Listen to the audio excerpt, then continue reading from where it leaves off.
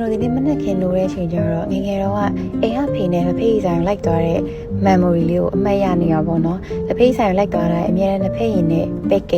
pancake တစ်ခုပဲလက်ဖေးဆိုင်မှာရှိတယ်လို့ကျွန်တော်သိခဲ့တာပေါ့နော်။ဒါပေမဲ့ကျွန်တော်အခုနည်းနည်းလေးကြီးလာပြီးတက်လည်းကြီးလာပြီဆိုတော့ကျွန်တော်လက်ဖေးရင်မကြိုက်ပဲ coffee ကြိုက်တာဆိုတော့ဒီနေ့ coffee လေးဖြော်ရင်းနဲ့ငယ်ငယ်တော့အဖေနဲ့လက်ဖေးဆိုင်မှာလက်ဖေးရင်နဲ့ pancake စားတဲ့ memory လေးကိုအိမ်မှာပြန်ပြီးဖန်တီးမှဖြစ်ပါတယ်။ဒါပေမဲ့လက်ဖေးစား coffee ကိုပြောင်းသွားပြီးတော့လက်ဖေးဆိုင်မှာအစားအိမ်မှာပဲ memory ကိုဖန်တီးပါမယ်ဒီနေ့တော့ကျွန်တော်ကဒီကောင်းမွန် package ဆိုတဲ့မုံလေးကိုမှာထားရဲပေါ့နော်ဆိုတော့ package ကိုမစားပြတာတော်တော်ကြာပြီဘာလို့လဲဆိုတော့အရင်တော့ဆိုလက်ဖေးဆိုင်လေးမှာပဲစားရတဲ့အရာတစ်ခုလို့ကျွန်တော်ကသတ်မှတ်ထားရဲပေါ့နော်ကျွန်တော်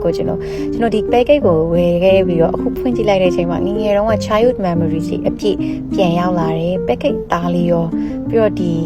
package အသားလေးရလေတော်တော်လေးကောင်းသွားတယ်ငယ်တော့စားတဲ့ package တိုင်းနဲ့ပိုကျန်းသလားလို့ပေါ့နော်ဒီကောင်းမွန် package ကကျတော့ packaging လေးလည်းတော်တော်ကောင်းနေကျွန်တော်ငယ်ငယ်တော့တည်တဲ့ package တွေနဲ့တခြားစီပဲ